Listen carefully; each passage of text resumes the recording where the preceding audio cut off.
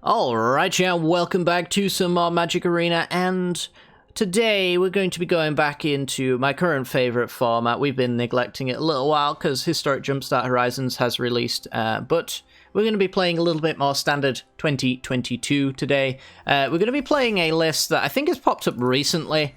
I don't know when or who made it, to be honest, but it looked like a lot of fun when I spotted it. So we're going to be playing around with it today. It is a Temur ramp combo list. It is certainly not as good as the typical Temur ramp decks with like the Coma finishers and the Alrund's Epiphanies and things like that. I certainly would recommend you play that over this if you're looking to win games, but if you're looking for a bit of fun and you like combo matchups, then this is certainly one for you to check out. So let's talk about the combo, because I'm sure most of you have seen the Temur ramp package at this point. So it's built around a 3-card combo. We've got Icebreaker Kraken, we've got Jadzi, and we got Valakut's Exploration. The main one here is Icebreaker Kraken, the one that you probably don't know too much about. It's a 12 mana 8/8 that costs 1 less for each snowland you control, and when it enters the battlefield, artifacts and creatures your opponents control don't untap during their next untap step. And then you can return 3 snowlands you control to their owner's hand, and return Icebreaker Kraken to its owner's hand. So, what this means is we can get a nice, cheap 8/8 out there that can tap our opponent's creatures down, which is okay. Or keep them tapped down, sorry. This card, for some reason, doesn't tap opponent's creatures. I think that's kind of like an unfortunate design mistake, but maybe, I don't know.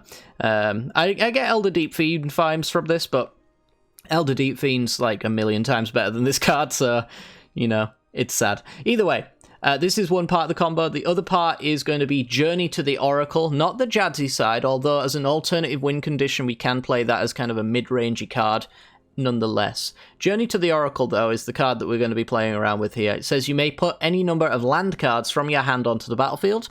Then, if you control 8 or more lands, you may discard a card. If you do, return Journey to the Oracle to its owner's hand. And then finally, Valakut's Exploration, a 3-mana enchantment with landfall. So whenever a land enters the battlefield under your control, you exile the top card of your library, and you can play that card for as long as it remains exiled.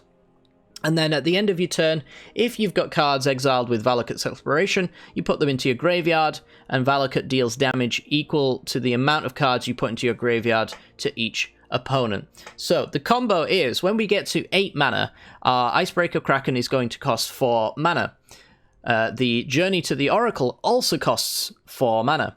So if we can bounce all of our lands using the Return 3 Snowlands ability on Icebreaker Kraken, we can get infinite landfall triggers for Valakut's Exploration. So let's go through the actual combo, I guess.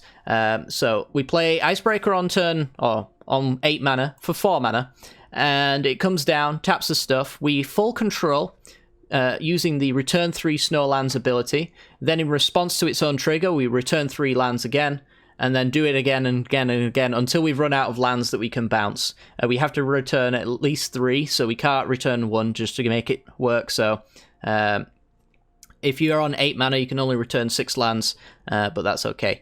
We've got Jadzi then to do the Journey of the Oracle, which for 4 mana, you can return any number of land cards from your hand onto the battlefield, untapped, it should be noted, except for the Rimewood Falls, the Highland Forest, and the Volatile Fjord. Every single land in our deck, for the record, is a snowland, so they all cost reduce the Icebreaker Kraken. So we need to have enough mana to replay the Icebreaker Kraken and the Journey to the Oracle in one loop. So the untapped land potential that we should have in play is 8 mana. If we can do that, then we can bounce Kraken, replay the lands, bounce Kraken, play the lands and the Krakens and stuff like that, as many times as we've got cards in our library, and then Valakut's Exploration is going to kill our opponent in one shot. We have another alternative as well. We do have a Phylith World Sculptor, a 6 mana 5/5. When it enters the battlefield, you create a 0/1 plant token for each basic land you control. And when a land enters the battlefield under your control, you can put 4 counters on one of those plant tokens, which is super awesome. So that's another way that we can get the combo, or avoid the combo altogether for an alternative win con. The rest of the deck, as I mentioned, is going to be a Temur shell pretty much the stuff that you would expect to see. Our ramp package is Neverwinter Dryad, which is a 1 mana 1/1. We can sack for 2 to grab a forest and put it onto the battlefield, so a 3 mana half cultivate. The field trip gets a basic forest and puts it onto the battlefield, and then learns. We've got a learn board, we'll get to that in just a second. And then we've got Quandrix Cultivators, 4 mana 3/4, puts an island or a forest onto the battlefield. We're going to want to put an island on every single time, because these two only grab forests, so we'd never want to run out of tutorable targets for these cards, so always grab an island with this unless you really do need the forest, and in which case, obviously, go get it.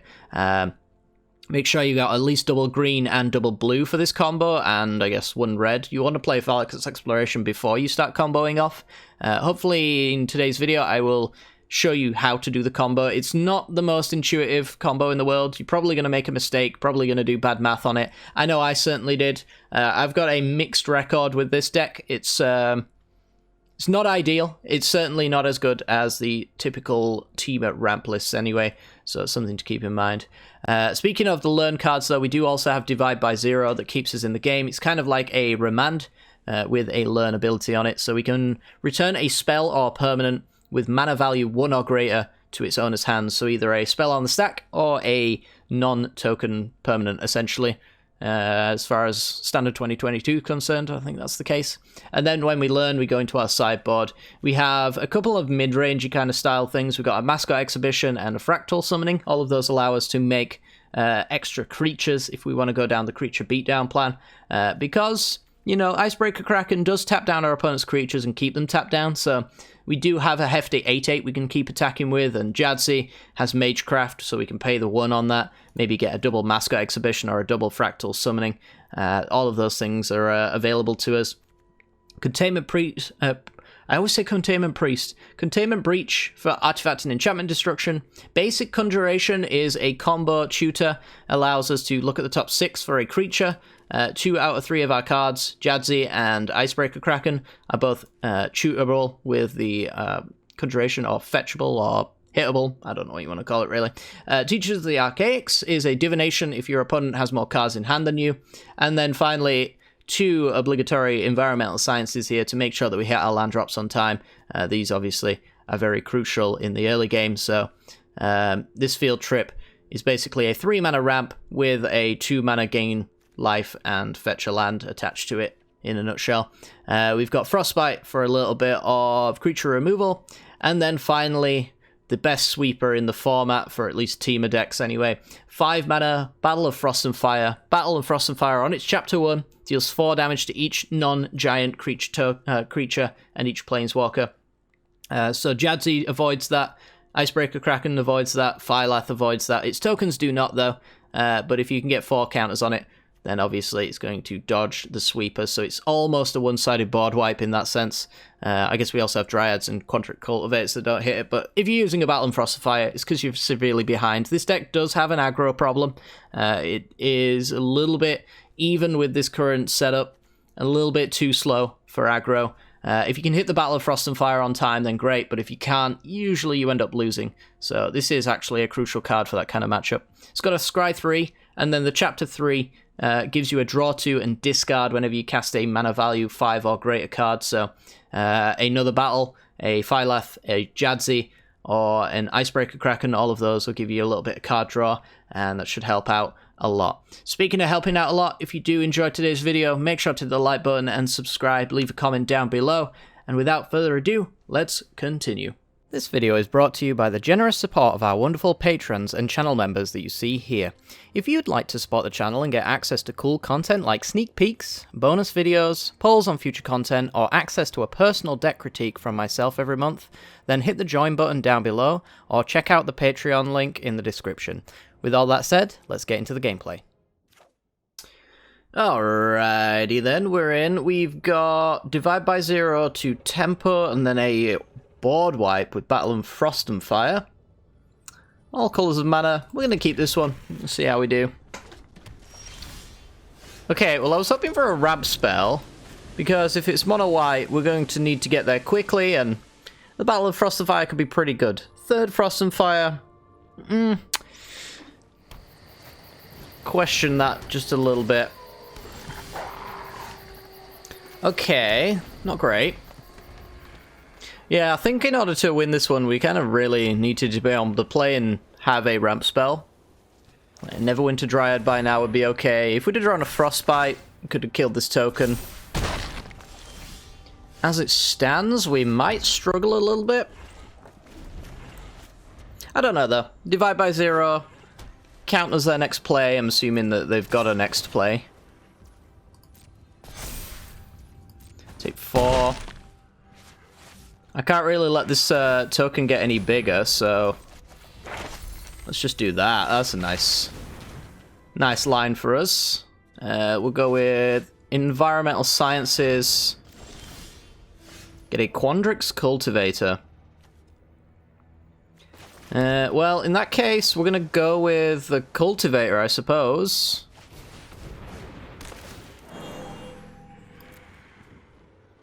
And grab an island.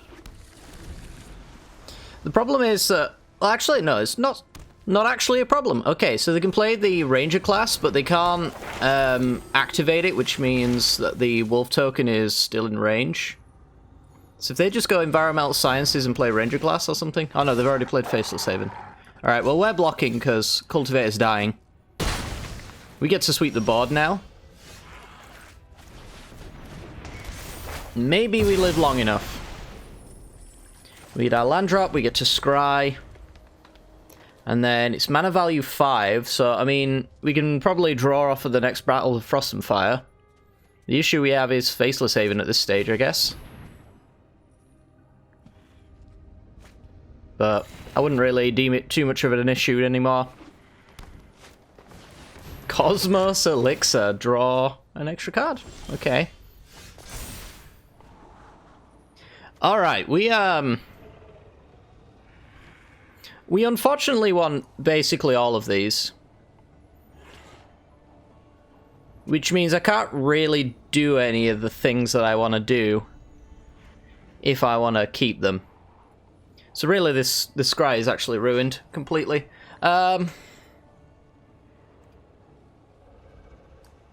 Maybe we can just wait for the Phylath. Drop down, like, Valakut's Exploration and pass with that, and then we go Phylath, get 1, 2, 3, 4, 5 0 ones.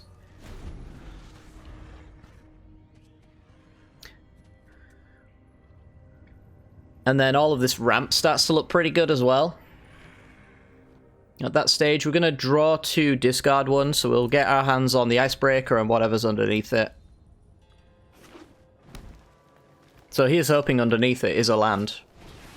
That would be real nice. It's a Righteous Valkyrie, Righteous Valkyrie. Okay. Well, that does mean I instead have to go for a Battle of Frost and Fire, but that's not too bad. That means I can go... Oh, but I want the Kraken. Alright. Blow up the world, hope for a land underneath it. Didn't get one. We will dump the...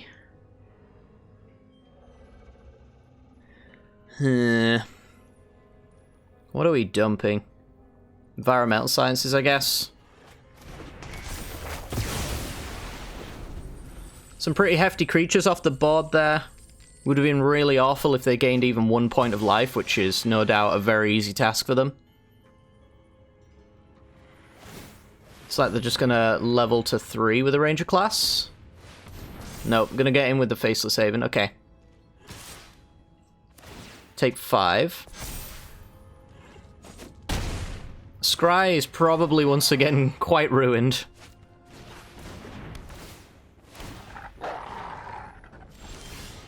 Neverwinter Dryad. Oh, there's Jadzi as well. I do want a Jadzi. So we're gonna go with Phylath. Make a 5/5 and lots of 0 ones.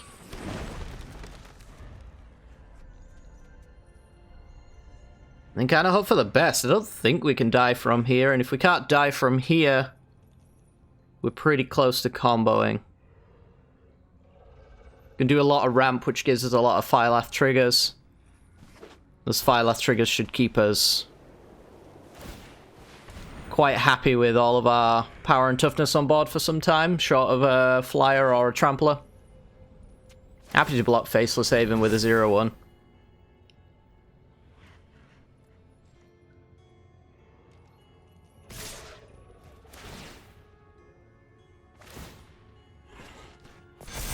Interesting that they get in with the 2-2. Let's get a combat trick out of them. That to me seems like the only reason why you would do that, short of a misclick. Innkeeper. 3 mana remaining. Soul Mender. Looks like a misclick. Up to 27 exactly. Okay. There is some good news. The good news is that we're almost where we need to be to win the game. This puts cards onto the battlefield, which means I can do this. Get a lovely 3-4.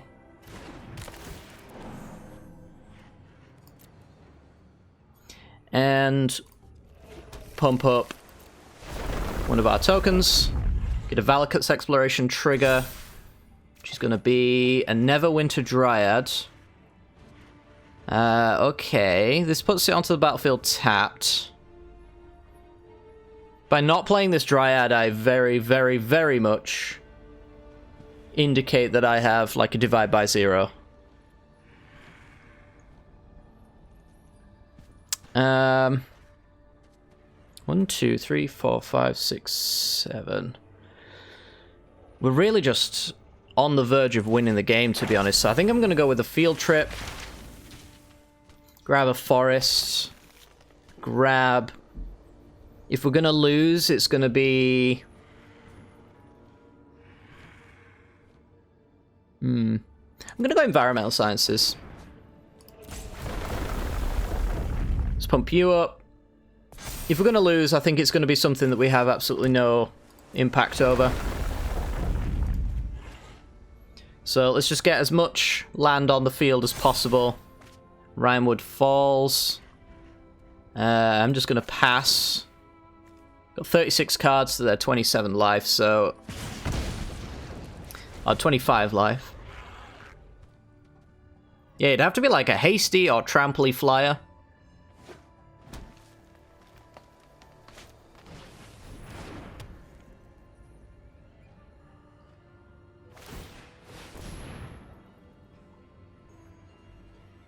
But I think we should have the game here. We should have some insanely large plant tokens, and Valakut's Exploration should 25 our opponent to death. If all else fails. We've got a 0-1 we can block on the Faceless Haven.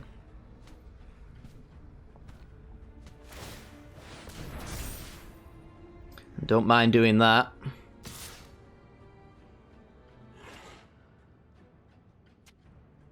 I mean, the Cultivator doesn't have much value to me.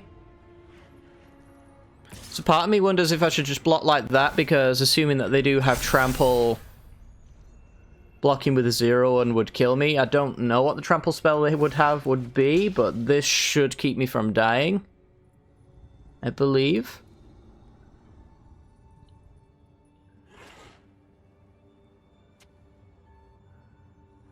I'm not reliant on the Phylath. I am reliant on one or the other, though. So one, either Phylath or Exploration has to survive this turn. That's it. And we should have the win. They draw an extra card. Looks like they didn't have anything. Frostbite makes things easy as well. Alright, so... what we are going to do is... tap all of our mana... Oh, wait. Yeah? Yep. No. Play Environmental Sciences. Grab some green.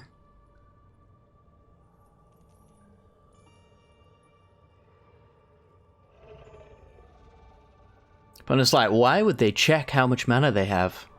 Well, opponent, do I have some bad news for you. I'm checking whether or not I win the game or not. And I'm pretty certain that I do. Got the cards in hand for the Jadzi and Icebreaker Kraken combo. So the exploration's going to get them every land entering. He's going to put a counter on all of our plant tokens for each land entering as well, so this is going to be fun. Alright, grab a forest.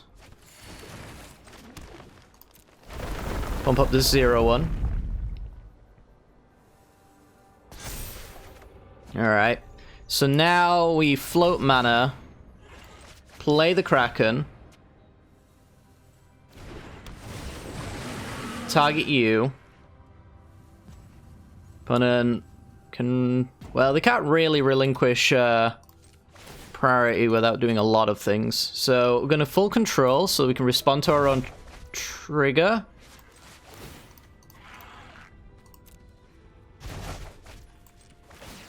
One, two, three.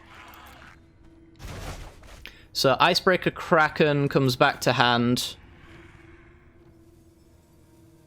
leaving us with enough mana to play the Journey to the Oracle, which we will pay for with red, green, green, green, I guess. I don't think it really particularly matters, honestly. I can remove full control for the time being.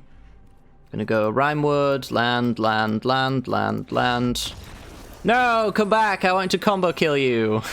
Every single one of these lands is 4 counters on one of our plants.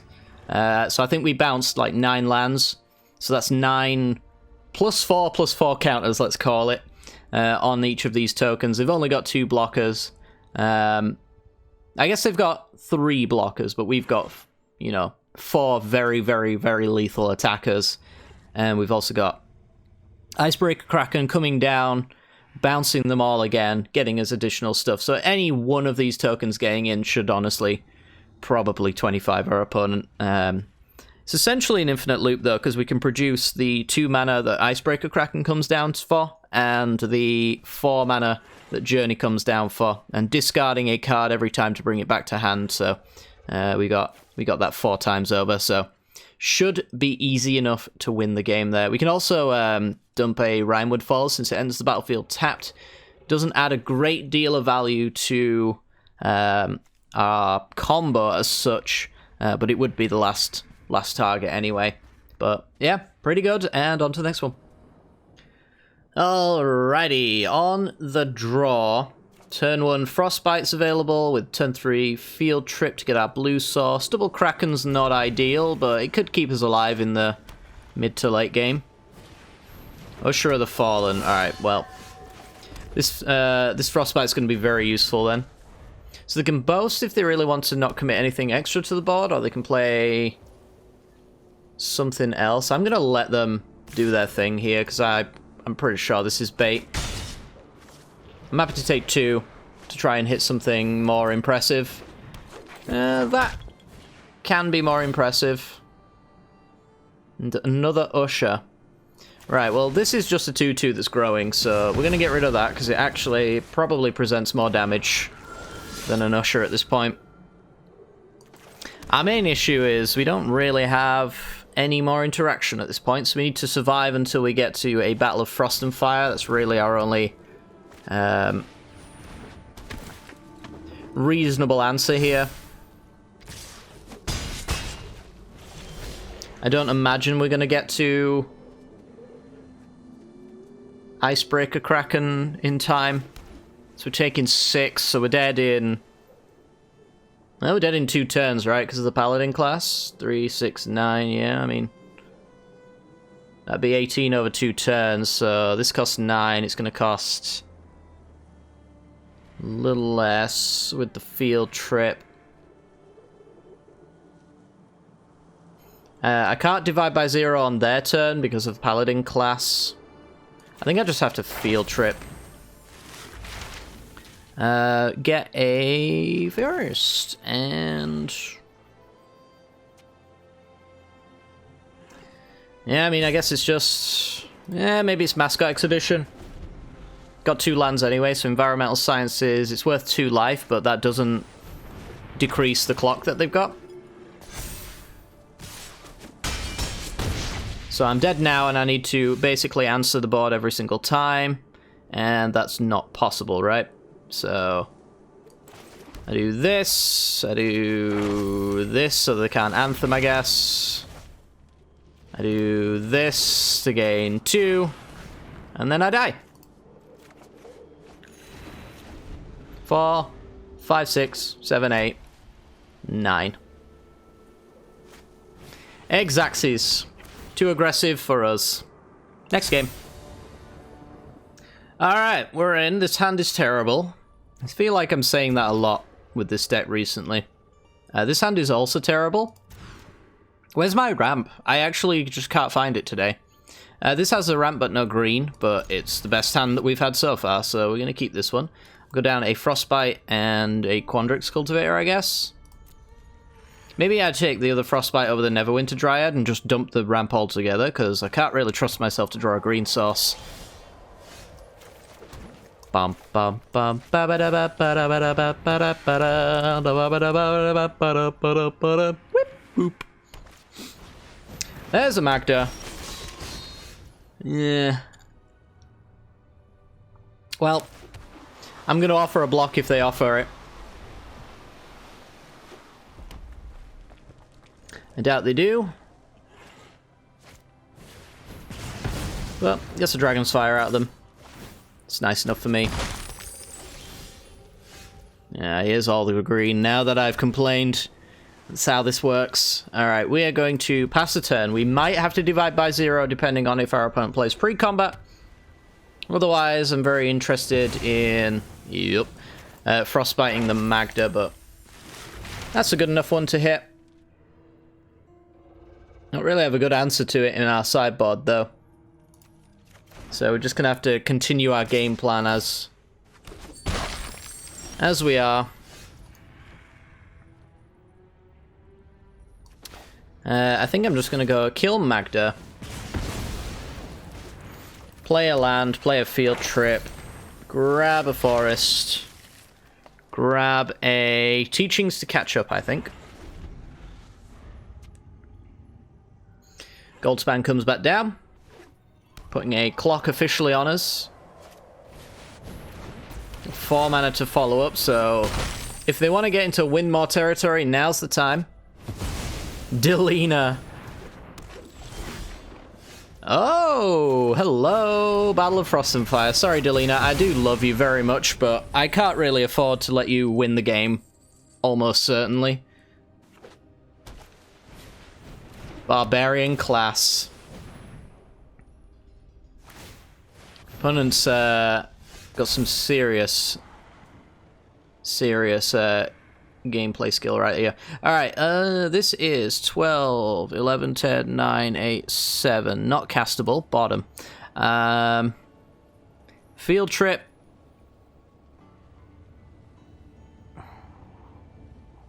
To be honest, what am I really doing if I'm not just going with environmental sciences anyway? So, like, this entire shuffle just, it doesn't really matter, does it? And put these wherever I want. Either way, this is going to be the line that I take. Well, let's grab a snow-covered mountain here. Can't play the Teachings because they have less cards in hand than me. Next turn, though, we can draw cards off of our next Battle in Frost and Fire if they commit to it. Otherwise, we get to play Icebreaker Kraken as just a nice mid-rangey threat. Let's discard... At this stage, it's just going to have to be the Teachings. And play the land.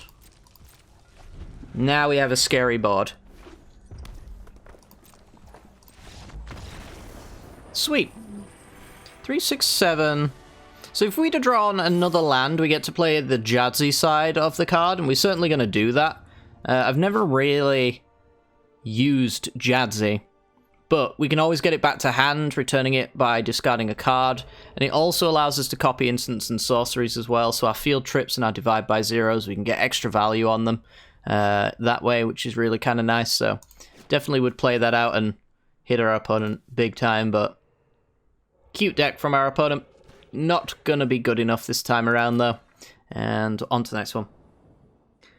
Okay, we're on the play. This hand... Yeah, this hand's playable. Thank God for that.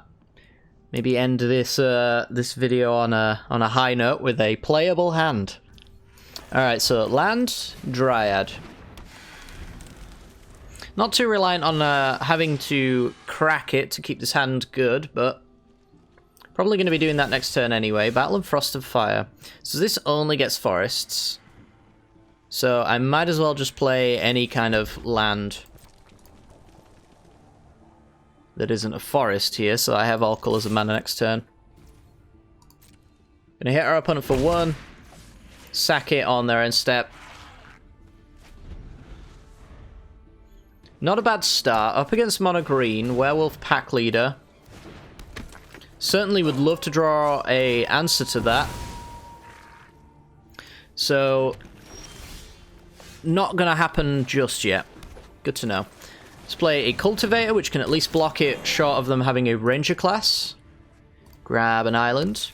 I like to prefer to pick the islands with the Cultivators, mostly because Field Trip and Dryad only hit forests. Old Growth Troll. Divide by 0 is not bad. 1, 2, 3. That means I can go Field Trip, Forest, go with Basic Conjuration, I think. Play the Forest and pass the turn, holding up Divide by 0. If they go for a Blizzard Brawl, then we want to Divide by 0 probably the Old Growth Troll. Ranger class. Okay. Looks like we're getting hit for 4 here then. If they're going to level up the Ranger class to play around Divide by 0. We don't want them to get the card draw, so we're going to bounce the Old Growth Troll here. And could go with a Containment Breach. Honestly, I think just a Mascot Exhibition's fine. Play a mid-range style here. And take our first bit of damage for the game. Not a bad time to take some damage. Right. Could sweep the board here. It's going to be one of the last times we can do that to a pack leader. But it does hit our Cultivator. Doesn't leave us with much as a follow-up, though. I do like the idea of going with maybe Basic Conjuration. No, I hate the idea of going with a Basic Conjuration. I think it's a terrible idea. Alright. Worst idea of all time, confirmed. Hit you for 3. Let's go with the battle then, so we get a Scry. And then we can follow up with a Mascot Exhibition to keep us in the game while we wait. It's pretty crazy that we whiffed on that. We have quite a lot of creatures in our deck. Opponent passes. There's one right on top. I hate you, Magic the Gathering. You are the worst. I'm going to scry 3 creatures now, aren't I? This is comical. It's going to be comical. It's not comical. It's actually just a perfectly acceptable looking hand. What do I want out of my next turn? Divide by 0 is okay and all, but what's it really doing for me? Teachings is losing its value. Fractal Summoning's just fine. It's not great. Containment Breach hits a Ranger class, which is okay. Environmental Sciences doesn't necessarily seem all that good. Oh no, I didn't mean to... I wanted to bottom all 3. We put the worst one on top. I was going to bottom all 3, because if we found a Jadzi, we were probably going to win. And therefore, none of them held any value to me. That is a Vorin Klex. That is 4... 5, 6, 7, 8, 9... I mean... I guess this is our line we're taking.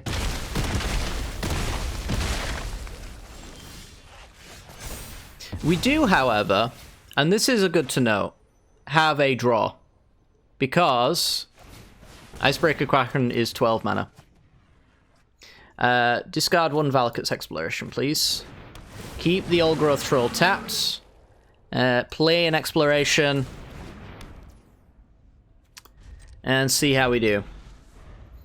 We are at Jadzi and Win territory, I think. Oran Reef Ooze puts a counter on itself. And another Oran Reef Ooze. So we're going to Battle in Frost and Fire like our life depends on it. Because it probably does. Ooh, we got to land. Alright, well, we're going to go land first, because again, as I said, if we hit the Jadzi, we just win the game. It's an Icebreaker Kraken. Which I can play. Alright, so, sweep the board.